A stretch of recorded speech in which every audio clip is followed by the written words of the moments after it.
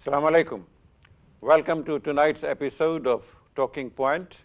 I'm your host, Syed Neaz Ahmad. This is a momentous beginning of the weekend. World's largest state, United States of America, is going to elect its president within a few days. We do not know what will happen, whether it's Mr. Trump or Hillary Clinton, but whatever happens, whoever wins, we wish them success, prosperity, and happiness. And we hope that it will be good for the world. In our studios today, we have a gentleman, a professor of ophthalmology, Professor Dr. Khan M.A. Manzur. He has worked for a long time in his own particular field, area of research, but as a human being and a noble heart, he thought that he should do more than just the call of duty. So far away in Bangladesh, he established a microcredit organization, which has brought happiness to a lot of faces in his own area in Bangladesh, and the rest of the story we'll learn from him. Welcome to the show, Professor Khan. Thank you. How are you today? Fine, thank you. It's a great honor to have you in our studios. Thank you.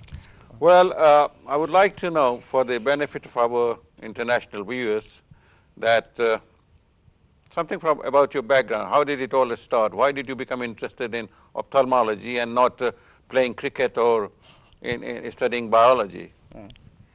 Actually, what all started, actually I come from Jamalnagar, Ashashuni Satkira. It's a very remote place. My mother actually, she was suffering from asthma and had a very bad turn. So after seeing her suffering from asthma, it came to my mind that I must treat her. So I should be a doctor. That was it came to my mind. That triggered. That's it. That is how it started. But unfortunately, before I started my study in the medical college, so she died. But then I carried on with the same intention to be a doctor. May Allah forgive her and forget her, and bless her, inshallah. So where did you attend the medical college? Which one?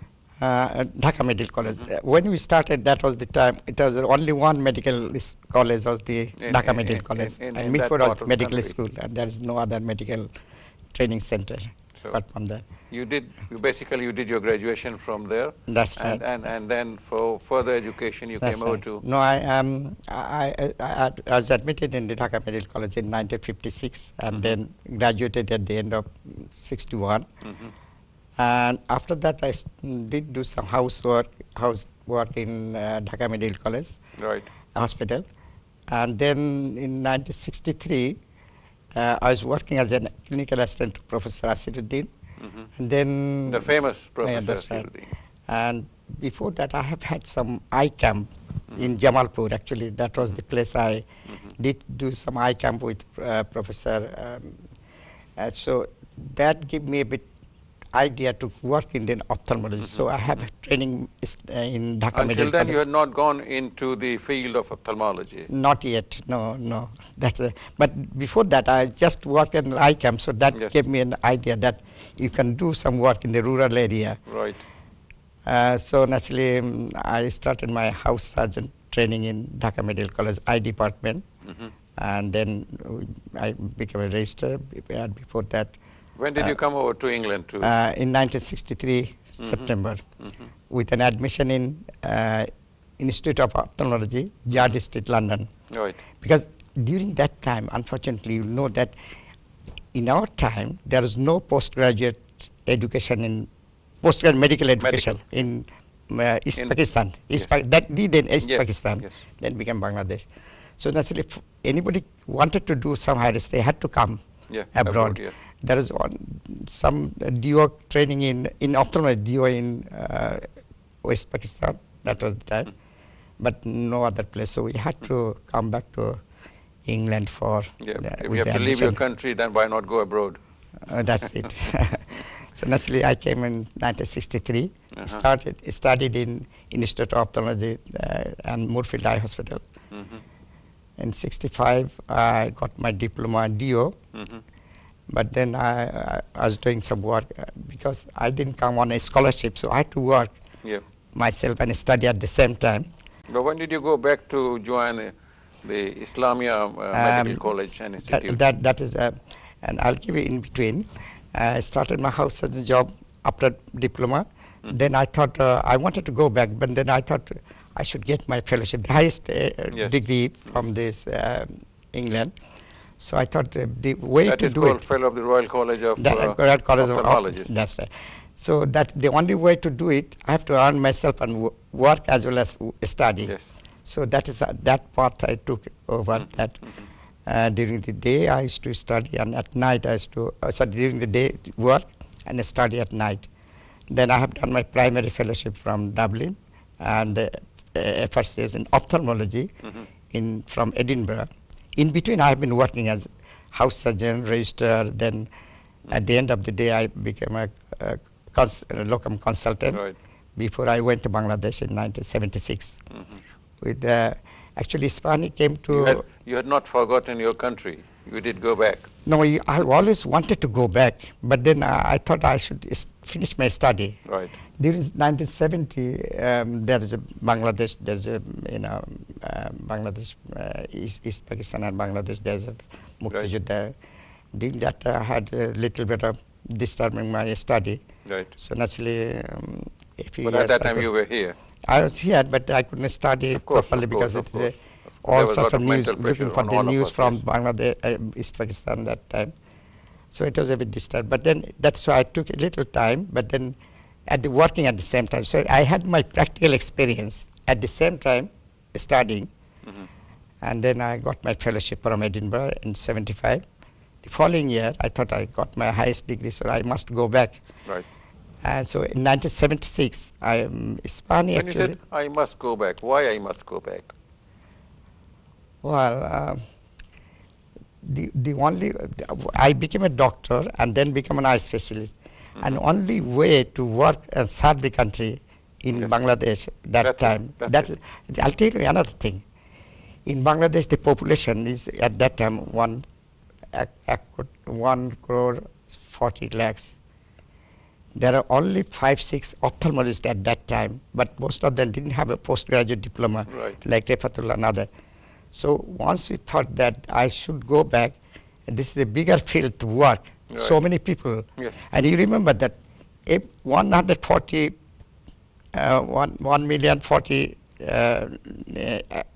million people, and they have got 2 eyes. So you think there are 2 crores and 2. So many people. Now who is going to look after them? Only a few doctors. They're not qualified. For me, I have the training for all through my training from 63 to 76 in England. So I've gone to house surgeon and become consultant. So I thought I am the best person to treat them and the best way with modern medicine. So let's I thought that's retrace our steps back to your work. When you went back to Dhaka, you joined the Islamia Hospital as a senior, because I got a fellowship, so as a senior consultant, and worked with Professor Wadud. And but Ispan is the one actually took me back to England and Bangladesh, because you'll notice one thing. In 1976, Ispani's son-in-law, I operated on him cataract. So he said, when Ispani was coming and used to live in Richmond, he said, I'll introduce him to him. Before that, I didn't know Ispani. So once I introduced, you come and work in our hospital. I was looking for the opportunity to go back, how to go back. So naturally, I thought I'll take that opportunity. Right. And 76, I said, I have my eldest son. So I said, what is about the salary? Because at that time I was earning here much more, because in pound sterling. Right. So he said, we'll not give you a very small salary, but we have got an accommodation. So you can come and stay in our place. And so with 1,000 taka per month salary, I went to Bangladesh, in 1976. Yeah. and they will give us accommodation. That is the only thing that. Right, right. Then I knew that I could do private practice because other people are doing so. Yeah. So I think I will survive by doing private practice. Right. But then initially it's very hard time, living with 1,000 taka a month. But then I took that opportunity. Anyway, so I start work in Islamic hospital. From the day on, it was very friendly atmosphere to work with. So I thought I got the right place. How long were you there for? I worked from 1976 till 1986. Great. So 10 years. And so later you did become the Director General of the hospital. Medina Eye Hospital as the Mudir or Director General, Director of Medina Eye Hospital. That's that was why I went to Medina. That was a little bit. I'll tell you. So I was working there, and then it came to my first patient. I think after a couple of months, I got the first patient. He said private practice is allowed. Isfani said I did private practice. Fortunately, as I said, that I have the experience. People came to know that I have got full experience in England, and then got a fellowship. So naturally, there are a lot of patients came. So I was financially a bit solvent then. Right. Then the time came when I thought I'll go to perform Hajj. Right. But before that, actually, one of a younger doctor, he was the deputy director in Medina. So one of the Egyptian doctor used to, Medina, non-Muslims are not allowed, so naturally there is a little restriction. So one of the Egyptian doctors working there, he went back for one reason or other, then looking for a doctor. Then the deputy director, he's my younger than me. He said, there is a person came from London, he maybe is to come. No, before that I had a used friend as a chatting.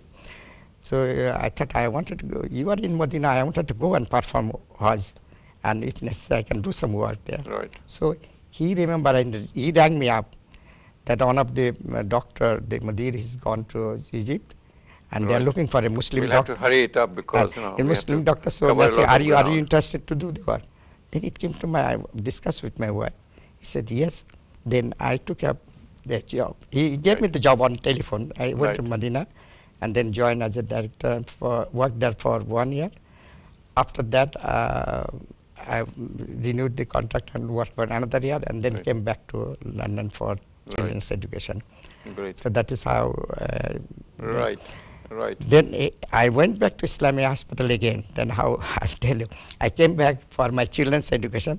Then once they are going to university or so, I had a little bit of heart problem, angina, in 1997. So then actually I went to see the doctor. They say you have problem, coronary artery narrow, so you got to have a stent. So I thought, yes, all right, we'll go ahead. And after that, I was thinking that, my goodness, my life is going to end, as I have got problem now. So then after that, I took an early retirement by the age of 60. After retirement, I found, after this, I felt better. Then I see, what is going to do? I took early retirement, should not have done it, because I'm so active person. How am I going to spend the time? Right. During that time, in Islamic hospital, actually the Hispanic, they were driven back. Then a time came when they came back to Islamic hospital, but they didn't have any routing, so naturally they remember me. This grandfather remember me. Next, the Beharu Hispani, he said, would you like to come and work in our hospital again? Because I was in touch with them. Every year I used to go home and work in Islamic hospital as an honorary, because I was not full time. So yes, I thought, all right, this is a good opportunity. So I'm so young and active, and then I went back in there. So they gave me an additional chief consultant as well as professor, because that is institute as well by the time, Institute of Ophthalmology. So I said, all right, I take up. Can we move to 1994, you said, and in 1994, you had the idea of establishing a microcredit organization. That's true. And with the intention to help the unemployed youth to become self-reliant. Right. No. You established a Mazaruddin multi-craft center in the name of your father. And as you have written and as I read, that the initial capital was not that high and then the experience was not there, the resources were not there. It did not take off, Right. and for a few years everything was dormant, It's very difficult to inactive. go.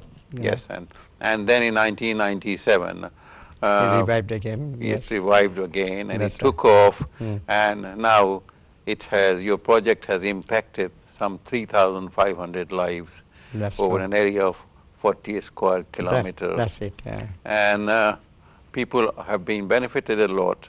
True. And we'll talk about this in detail in the next segment because we are coming to the end of this segment. Right. But it was fascinating to learn that somebody from such a far-flung area of Bangladesh decides to do something and then go back, gets the education, proper education in this country, goes back to his own area and tries to develop. This is the spirit that most of us should have.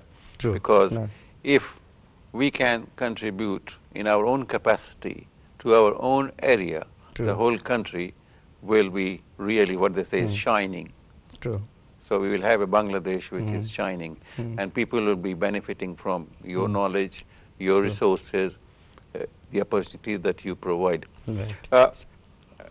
We will go about,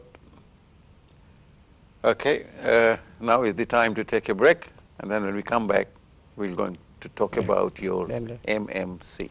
Right. Okay. That's Thank you for being with us. We'll take a short break, and when we come back, we'll talk and pick up the thread and talk about the same thing. Thank you.